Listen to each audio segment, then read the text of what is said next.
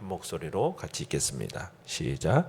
내가 또 보니 힘센 다른 천사가 구름을 입고 하늘에서 내려오는데 그 머리 위에 무지개가 있고 그 얼굴은 해 같고 그 발은 불기둥 같으며 그 손에는 펴 놓인 작은 두루마리를 들고 그 오른발은 바다를 밟고 왼발은 땅을 밟고 사자가 부르짖는 것 같이 큰 소리로 외치니 그가 외칠 때에 일곱 우레가 그 소리를 내어 말하더라. 일곱 우레가 말을 할 때에 내가 기록하려고 하다가 곧 들으니 하늘에서 소리가 나서 말하기를 일곱 우레가 말하는 것을 임봉하고 기록하지 말라 하더라. 내가 본 바 바다와 땅을 밟고 서 있는 천사가 하늘을 향하여 오른손을 들고 세세토록 살아계신 이 곧 하늘과 그 가운데 있는 물건이며 땅과 그 가운데 있는 물건이며 바다와 그 가운데 있는 물건을 창조하신 이를 가리켜 맹세하여 이르되 지체하지 아니하리니 일곱째 천사가 소리내는 날 그의 나팔을 불려고 할 때에 하나님이 그의 종 선지자들에게 전하신 복음과 같이 하나님의 그 비밀이 이루어지리라 하더라. 하늘에서 나서 내게 들리던 음성이 또 내게 말하여 이르되 내가 가서 바다와 땅을 밟고 서 있는 천사의 손에 펴놓인 두루마리를 가지라 하기로 내가 천사에게 나아가 작은 두루마리를 달라 한즉 천사가 이르되 갖다 먹어버리라. 내 배에는 쓰나 내 입에는 꿀같이 달리라 하거늘 내가 천사의 손에서 작은 두루마리를 갖다 먹어버리니 내 입에는 꿀같이 다나 먹은 후에 내 배에서는 쓰게 되더라. 그가 내게 말하기를 내가 많은 백성과 나라와 방언과 임금에게 다시 예언하여야 하리라 하더라. 아멘. 오늘 말씀의 제목은 이 책을 먹으라 라는 제목으로 말씀을 나눕니다. 하나님께서는 우리가 지금 나팔을 부는 천사들의 장면을 보고 있는데 사람들을 은혜와 구원으로 부르시기 위해서 그 안으로 부르시기 위해서 이 땅을 흔드시고 있는 장면을 봤어요. 나팔을 불어서 땅의 3분의 1이 무너져 내리기도 하시고 또 바다의 3분의 1을 또 무너져 내리게 하시고 또 하늘의 3분의 1을 무너져 내리게 하셨죠. 그러니까 이 땅이 우리 사람들의 마음을 둘 곳이 아니라는 것, 그것을 보여주시기 위한 거였어요. 그런데도 사람들이 이 세상에 더 마음을 기울이고 또 이 세상을 더 포기하지 못하고 살아가니까 또 하나님께서 어떻게 하셨느냐, 5번째 나팔을 불게 하셔서 황충들이 튀어나오게 하셨어요.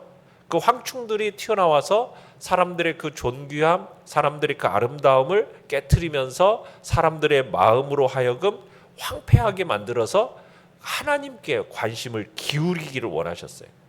그런데도 사람들이 하나님께로 돌아오지 않아요. 그래서 하나님께서 또 6번째 나팔을 통해서 뭘 보내주셨습니까? 마병대들을 튀어나오게 하셨어요.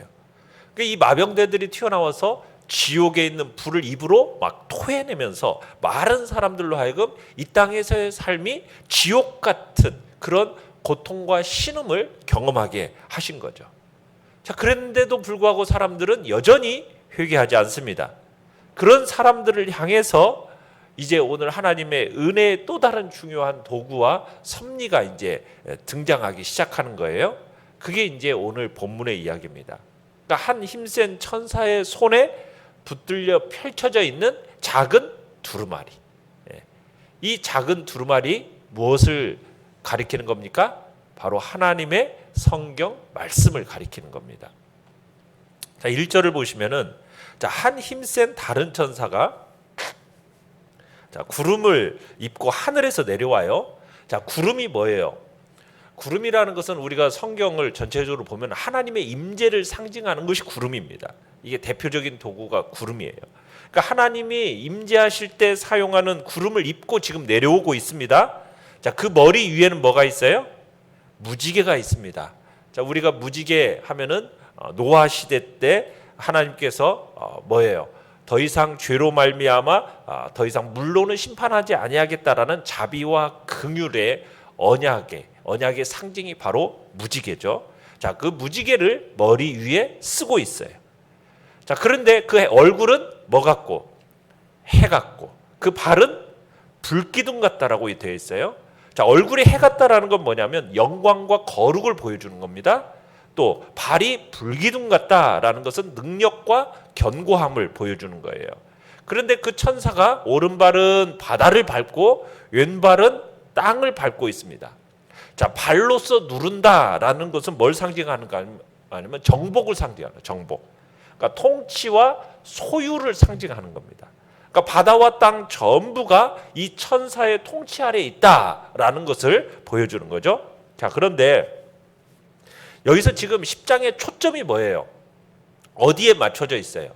지금 천사에 맞춰져 있는 걸까요? 아니에요.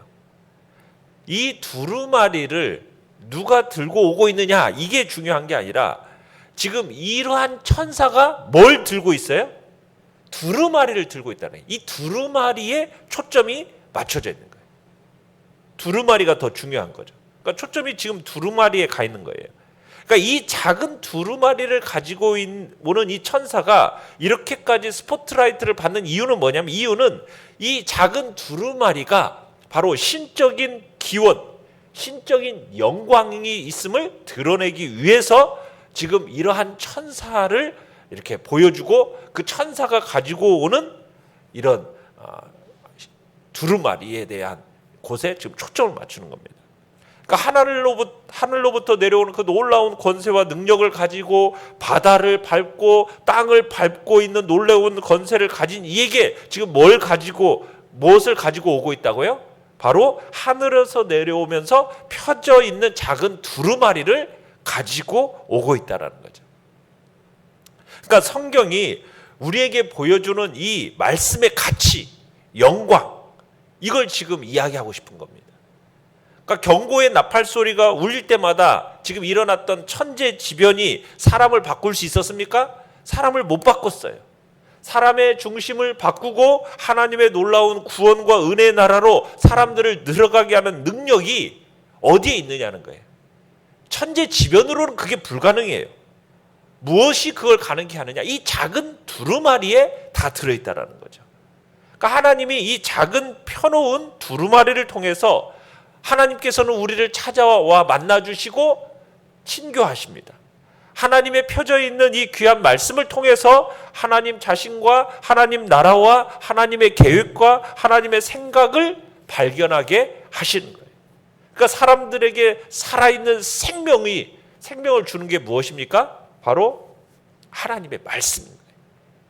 이 땅을 참되게 사는 것이 무엇인지를 보여주는 것, 이게 바로 작은 두루마리, 하나님의 말씀 안에 있음을 우리에게 보여주고자 지금 이런 천사, 정말 능력과 권세와 찬란함을 가지고 있는 그 천사를 등장시키면서 그 천사의 손에 뭐가 있어요? 이 작은 두루마리가 펼쳐져 있는 모습을 지금 보여주면서 이 작은 두루마리의 가치와 신적인 영광을 지금 보여주고 있는 겁니다. 자, 내용관찰 문제 1번입니다. 자, 힘센 천사가 선포한 내용은 무엇입니까? 자, 6절 끝에 보면은 이렇게 되어 있어요. 맹세하여 이르되 뭐하지 아니하리라, 지체하지 아니하리라. 지체하지 아니하리라. 이 힘센 천사가 더 이상 뭘 지체하지 않겠다는 걸까요? 심판을 미루지 않겠다, 지체하지 않겠다, 지금 선포하고 있는 겁니다. 그러면서 우리에게 뭐냐면, 우리에게 주어진 그 사명의 긴박성을 강조하고 있는 거예요. 지체하지 않겠다. 그러면서 7절에서도 그 종의 선지자들에게 전하신 복음과 같이 하나님의 그 비밀이 이루어질 거다. 비밀이 이루어질 거다.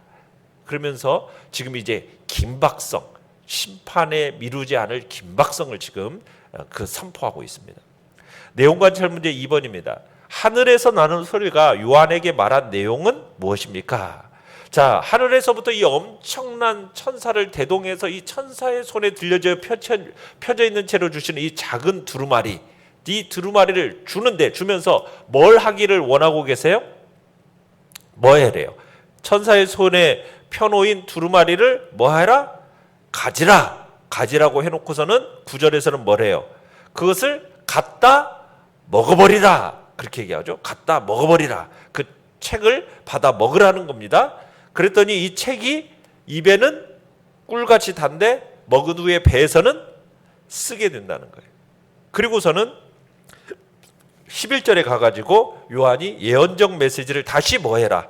선포해라. 다시 예언해야 하리라 하는 명령을 받게 됩니다.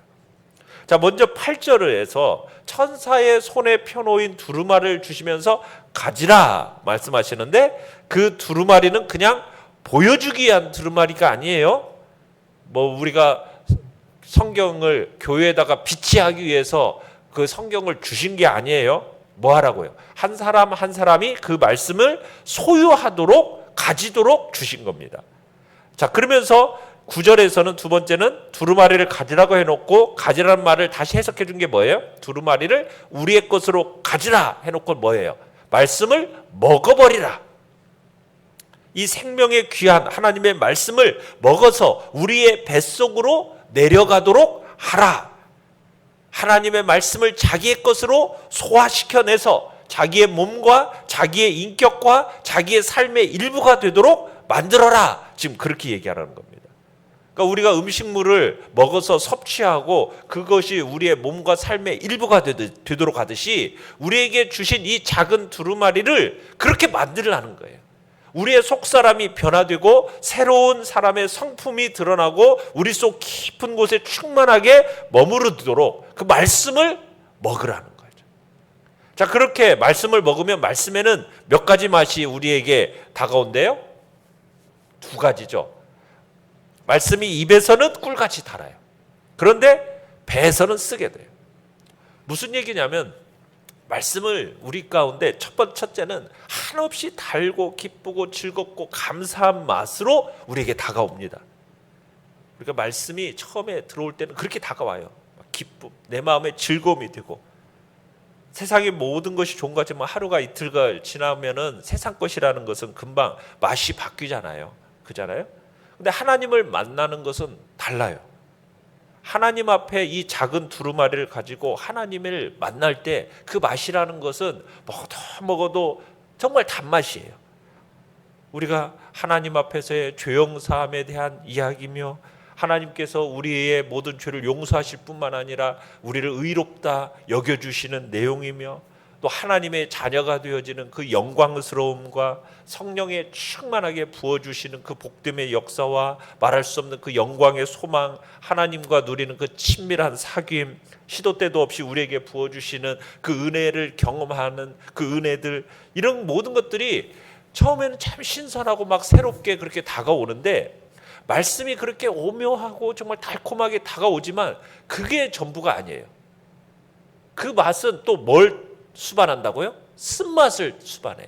이 쓴맛이라는 건 왜 쓴맛을 가져오느냐면, 하나님의 말씀이 그렇게 우리를 찾아와서 이제는 뭘 비추어 주기 시작하냐면, 내 안에 있는 죄악을 막 비추어 주기 시작해요.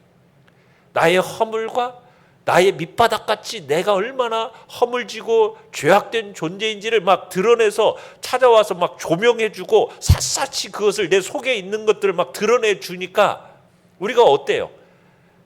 나의 자기 부인, 영적 싸움, 이것이 진행되어지는 거예요. 내 죄악된 자아의 본성, 이것을 막 말씀을 통해서 막 들추어지니까 괴로워요. 그렇지만 그것을 어떻게 해요? 그것을 하나님의 말씀으로 또 싸우면서 내 속사람을 어떻게 해요? 끊임없이 또 예수 그리스도의 형상을 이뤄가기 위해서 갈아내고 막 우리의 속사람들을 막 쪼아내잖아요. 그런 일들이 있기 때문에 고통과 쓴맛이라는 말이 나오는 거예요. 그러니까 말씀 속에는 단맛도 있지만 우리의 속사람을 변화시켜가는 과정 속에서 나타나는 그 고통과 쓴맛이 동시에 존재하는 것이 하나님의 말씀이라는 거죠. 자, 연구와 묵상 문제 3번입니다. 하나님께서 요한에게 작은 두루마리를 주신 이유는 무엇입니까? 우리 11절 끝에 가보면은 뭐 하도록 주신 거겠어요? 단맛과 쓴맛을 보고 나면 그 다음에 뭘 하기를 원하시는 겁니까?